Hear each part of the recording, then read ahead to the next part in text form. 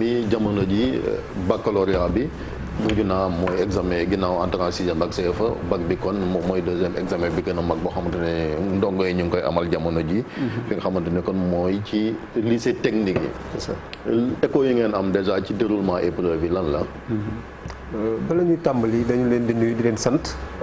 te ñi ngeen ñu prier tey ñu dal di ñëw wax ci wàllu njàngale mi ndaxte bu ngeen ko seetloo ñaar fukki fan ci weeru août bi le processus bi commencé ci classe yu tout tànk yi ñu doon koy wax CM2 def nañu yàlla jàppale ñu nañu ci kattanam ba mu jaar yoon malgré quelques tolof yi nga xam ne am nañu te xam nañu waaw ci centre surtout classe foofu laa bëggoon sax am dana fi nekk nawet am na ay centre d'examen yoo xam dañoo taawoon ba gis naa ci condition yu ñu defee épreuve bi non du woon benn am na Guédiawaye am na Pikine même bu nekkee benn sax il faut. waaw xam nga ne da nga ne Guédiawaye ne Pikine te Sénégal def naa ne 196 000 kilomètres carrés la lu fi nekk ci école moom bari na te comme ni ñu koy waxee souvent les trains qui arrivent à l'heure on n'en parle pas souvent am na naam métti na ñëpp gis nañ ko waaye nag teewul quand même. mais ñëpp a yam quand même ca yàlla yam fi aussi ci wàllu loi ba nga xamante ni kon nan defee ñeneen def ko ca yoon. waaw war nañoo mën def en sorte que. ñii aussi ñu bañ leen a léser. waaw loolu moom am na te ñu ngi ciy bàyyi xel te ñu ngi liggéey ndax loolu bañ a amati waaye nañu jàpp ne rek li ko indi c'est la main de l'homme parce que je crois que peut-être information yi bi mu demee ba jàll gis nañu ne. taw bi Guédiawaye keroog defe naa ne Guédiawaye nga dëkk xaw je ne sais pas mais Guédiawaye ay 3 heures du matin la commencé taw parce que boo analyser rek bu fekkee ne 3 heures du matin la taw bi commencé ñu toog ba 11h30 la sa suba sa ndox mi dugg fa ça veut dire que da doon wis rek voilà journée bi waaw pratiquement ba ñu defee gëstu nag xayma la ñu gis ne dafa am kenn ku bënnoon mur bi ndox mi ci benn déeg bu nekkoon ci ginnaaw ndox mi fekk fa xale yi loolu moo indi mbir mi moo tax mu def loolu waaw xam nga rek peut-être dafa naroon a inondé yeneen kër yi bon ci inconscience mu dal di bënn ndox mu dal di fekk ci biir classe bi et occasion la aussi pour ñu saluer véritablement le corps enseignant ña fa nekk parce que metti woon na lool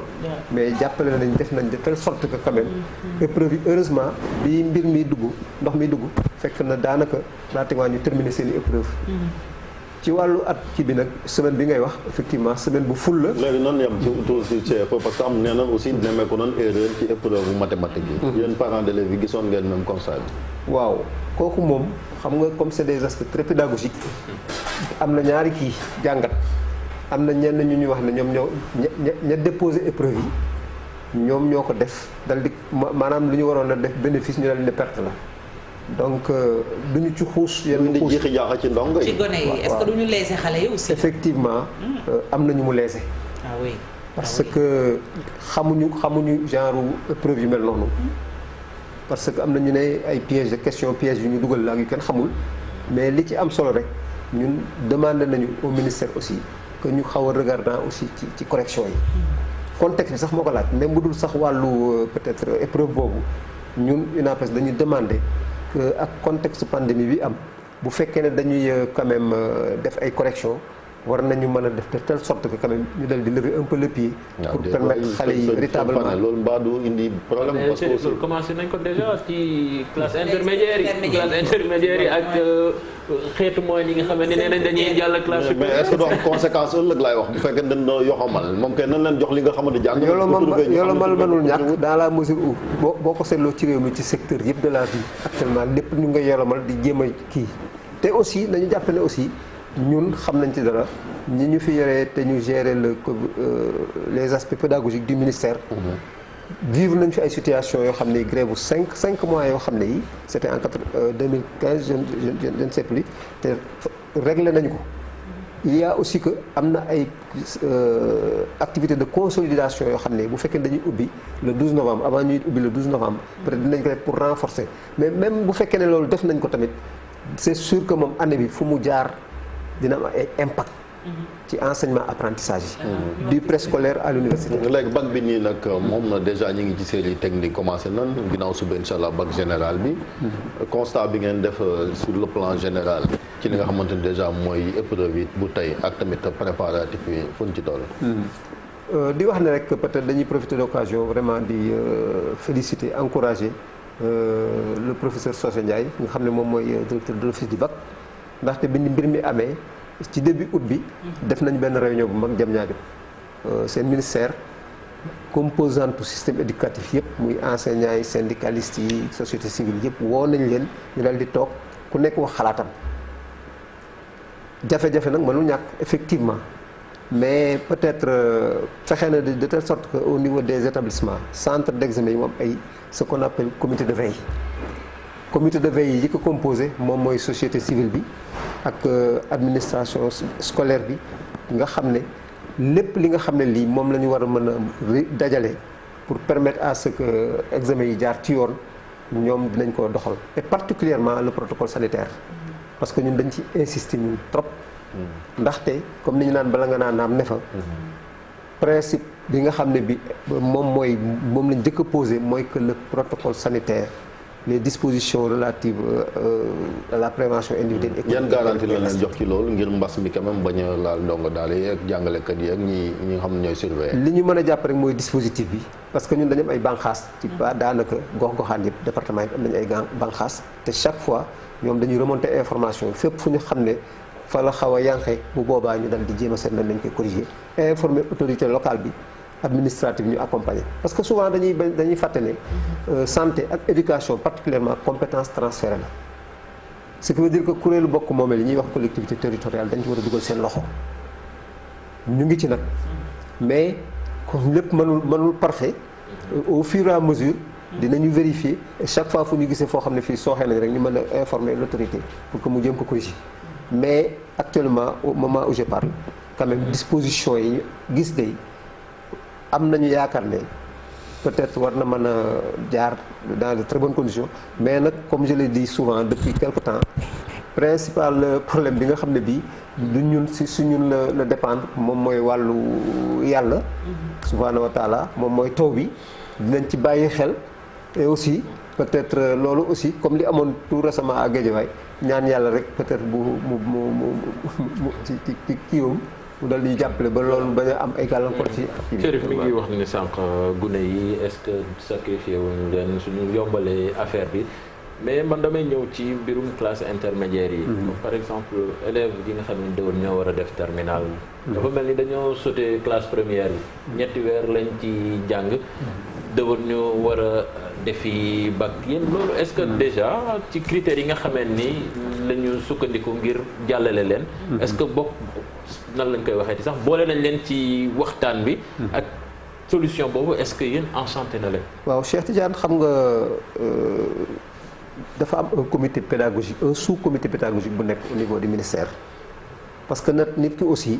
comme yéen seen xarala yi journaliste am na yenn yoo xam ne yéen la ngeen ci xam ñun mënuñu ko xam ba tax na aussi ñi nga xam ne ñoo ngànk wàllu pédagogie bi quand même am nañu confiance ci ñoom te comme ni ma ko waxee sànq lu ñu mënti def c'est sûr que moom dina am ay incidence et même ci carrière ci cursus scolaire xale ñi nga xam ne actuellement dañ fi nekk du CI jusqu'au supérieur dina am ay incidence li ci am solo rek moom mooy quand même ñuy def de telle sorte que quand même muy am ay consolidation ay remédiation yoo xam ne dina mën a permettre au fur et à mesure xale yi muy mën a am peut-être ay outils yu koy mën a permettre quand même mu mën a est-ce que du ay génération sacrifiée enfin sacrifié mais problème bi daal moom mooy li ma wax léegi rek maa ngi ciy revenir parce que li ñu wax enseignement à distance ak yooyu te ku ne xam na ni xëy na ñi ci bénéficier wala li ñu doon wane ci télé yi ñu koy jàngale ñi ci am accès bariwul gis nga Chérif loolu ngay wax enseignement à distance cours en ligne ñun je me rappelle c'était en début mars bi que le ministre de l'éducation waxee ñun ñoo yëkkati suñu loxo ne loolu moom mën na nekk waaye nañu bàyyi xel ci ñi nga xam ne ñu nekk ci gox-goxaan yi nga xam ne dafa éloigné waxuma la signal télévision sax dañ ko amul waxatumaal ak ay connexion ak leneen ak leneen mais foofu sax bëggoon naa ñu taxaw fi laata ngay dem sëñ Abdoulaye ak gune yi nga xam ne dañoo nekk ci gox-goxaan yi wala gox yu fasanti ko yi nawet jublu examen gis nañu ñoom nawet daanaka sax ay abri provisoire la ñuy nekk wala fi ñuy jàngi day sori bu nawet duggee duñ mën a puus ci ndox mi dem wala ñu puus ci ñax mi dem ndax itam xale yooyu bàyyi nga leen xel muy dellu si dellusiwaat rek ki laaju Chérif bi est-ce que du génération sacrifiée parce que waxtu wi dana fekk ñu def bac ba fàtte jamonoy nawet ci àll bi ak xale yi def examen ça peut poser problème ndax itam xalaat ngeen ci côté boobu. waaw man le terme génération sacrifiée sax ça me dérange dans la mesure où bu ñu nee génération sacrifiée dafay mel ni c'est du fait lii yàlla moo ko fi indi. fi mu ne nii situation yi ñëpp koy dund. léegi ce qu'il faut faire mooy jéem a seet nan la ñuy corriger nan la ñuy arranger nan la ñuy kiiwee. mais ñu wax ci kaawu xale yooyu. ñi nga xam ne ñii dañuy am ay jafe-jafe. pour accéder nekk fu sori. tey peut-être ñu ngi waaj di def bac. ñoom ñi ngi nekkoon ci ay classe ay abri provisoire. wala ñu dëkk ci gox yu fasantikoo yi ñooñu bu nawet bi jotee. pour ñu jàngi problème lay doon. donc ñoom bu nekkee ci examen période bii. ndax xalaat ngeen wala jël nañu ay matukaay ba ci ñooñu ñu mën a def seen bac bu def seen BFM te duñ ci am benn ca gàllankoor. il faut dire que département yi yëpp quand même organisé nañu de telle sorte que au niveau des préfets ak CDD ak CRD ñuy organisé ak seen conseil académique yi am ci inspection d'académie yi organisé wu nañu ba ciblé écoles yi nga xam ne yi c'est des écoles à moindre risque ñu mën fa orienter seen kii loolu wax dem dëgg la parce que par exemple benn lycée boo xam ne mu nekk dans une zone éloignée pour xale bi war a jógee parce que ku xam région yi surtout am na yenn zone yoo xam ne yi ak nawet bu ñëwee nii pour nga yegg ci benn école am na nu muy dem nga def un détour de 2 à 4 kilomètres pour dal di fay fii parce que dafa am ay déeg yoo xam ne période bii dafay fees donc aspect yooyu yëpp tenir nañ ci compte pour mën a permettre quand même xale bi mu mën a nekk vraiment à l'heure ci ay examen yooyu voilà. yeneen xale yi itam yoo xam ne amaana mën nañ jàpp ne mën nañ nekk ci ay jafe-jafe mooy gone yi nga xam ne dañu nekkoon ci privé bi gis nañu peut-être am na ñoo xam ne am na lu ñu jot ci nguur gi mais am na ñoo xam ne dañu catégorie gis nañ leen ci télé bi ñu def ci ay reportage ñu ne gone yi bu ñu fayul du ñu duggaat ci école yi te ñooñu peut-être ñu ngi woon classe intermédiaire bi Cheikh doon wax jàll nañu seen classe yi mais jamono metti na mbas mi wax nga ko ndax itam xalaat nañu gune yooyu ñu mën a delluwaat ci classe yi jàngi quand même parce que seen avenir c'est un peu en jeu. xam nga wàllu école privée bi dafa doy waar d'ailleurs ñun sax xam naa fan yi dinañ def une sortie par rapport à ça et ñun on a été très clair on est du côté des parents d'élèves. c'est pas facile parce que mënuñu concevoir. nga fay loo jàngul. nga fay loo jàngul. mu ngi mel ni nga dal di ñëw benn produit ñu dal la koy kii ba pare te fe mënul nekk. ñun li ñu considéré moom jusqu'au mois de mars daanaka consommé nañ ko war nañ ko mën a fay mais avril mai juin kooku xel xalaatu sax nit dal di ñëw di ko fay ñun nag li ñuy demandé mooy école bu ñu dégg école privée buy def menace wala di def chantage pour peut-être boo ma jox bu fekkee ne feewoo du ma la jox sa bulletin ñun dañ ko yëg te bu boobaa on va le dénoncer. D'autant plus que l'État, quoi qu'on en dise, a fait un effort. Jëkk na fi def 1 milliard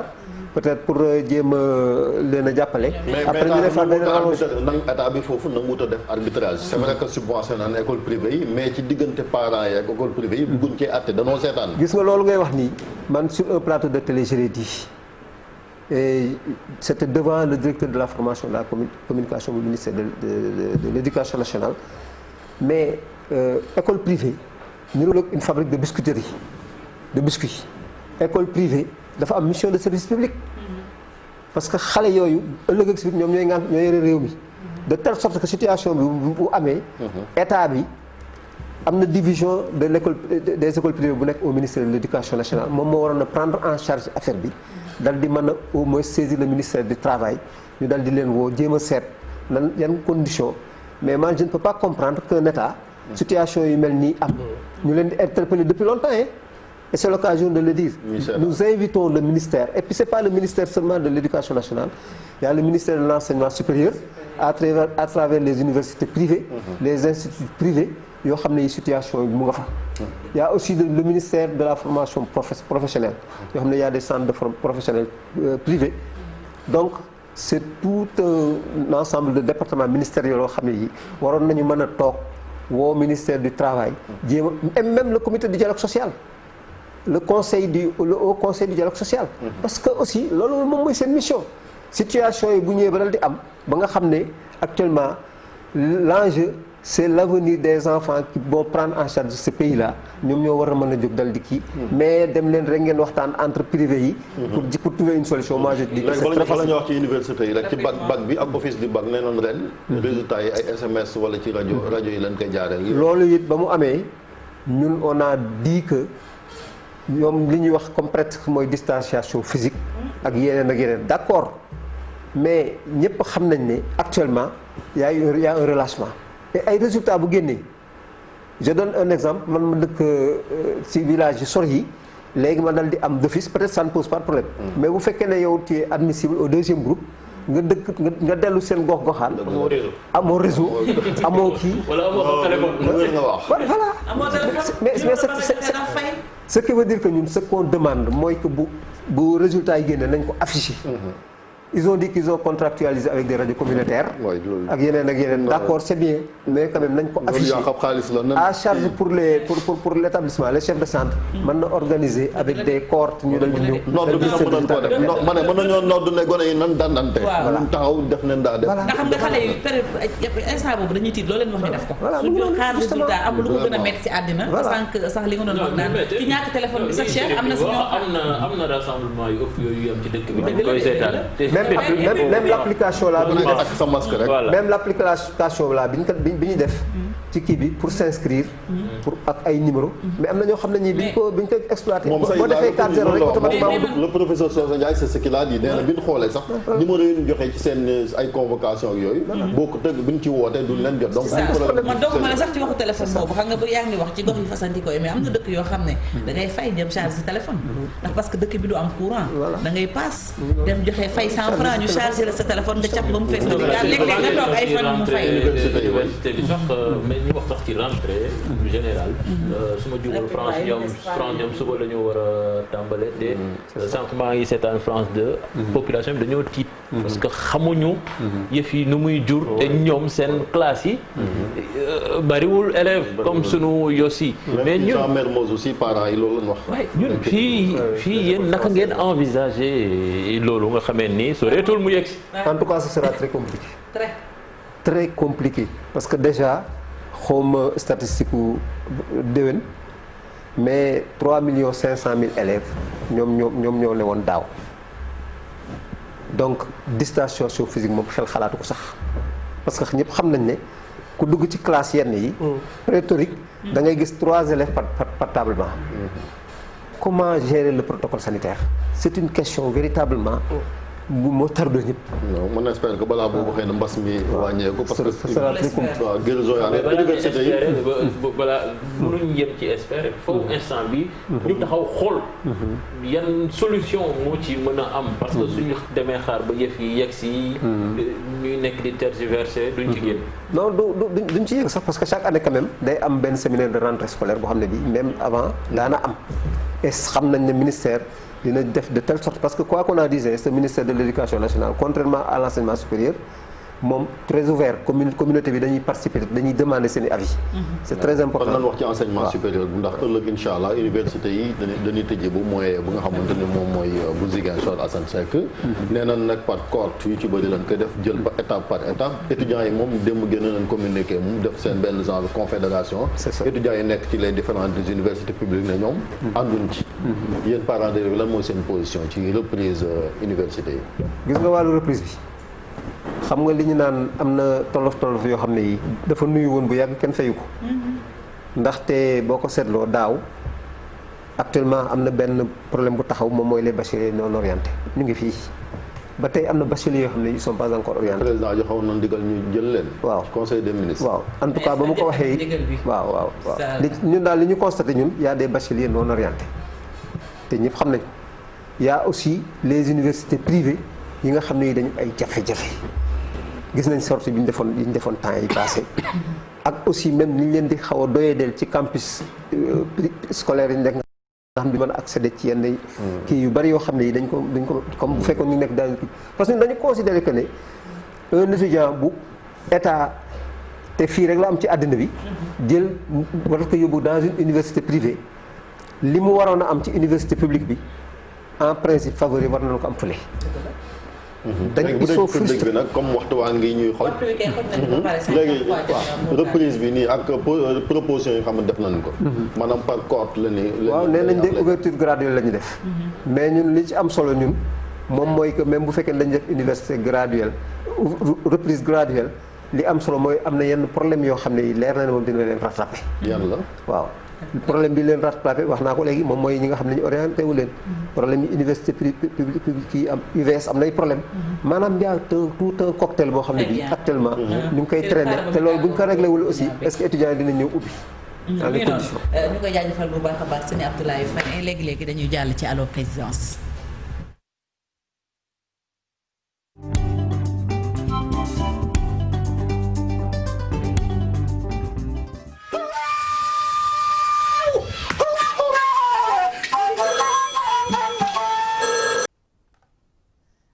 président de la République ci palais de la République résidence du président de la République bi nga xam ne moo demeure situé dans le quartier Dakar Plateau capitale du Sénégal construit en 1902 bi xaw naa yàgg de mu nekk la résidence officielle du gouverneur général de l'Afrique occidentale AOF Léopold Sédar Senghor Diatta 1964 Abdou Diouf 82 Abdoulaye 2012 Macky Sall depuis 2012 mu ñam fi ñaar bi ñu xaarandi ba xam kii woote ba ko jot président de la République kooku kan war a loolu rek fan lay woote salaamaaleykum Mbay Jeey sañ-sañu Birame Jeey kewe yaaya wa jaañ Mali Mbay Manga saa sabar yu fu mu fete andil ma 13 sabar. Bon dama bëggoon jot président parce que moom laa soxla woon bu fekkee mën na nekk. non mënta nekk parce que président dafa occupé. ok est-ce que su ma la waxee moom dina ko mën a jot. moo tax may fay par weer pour la décourager du man. ok.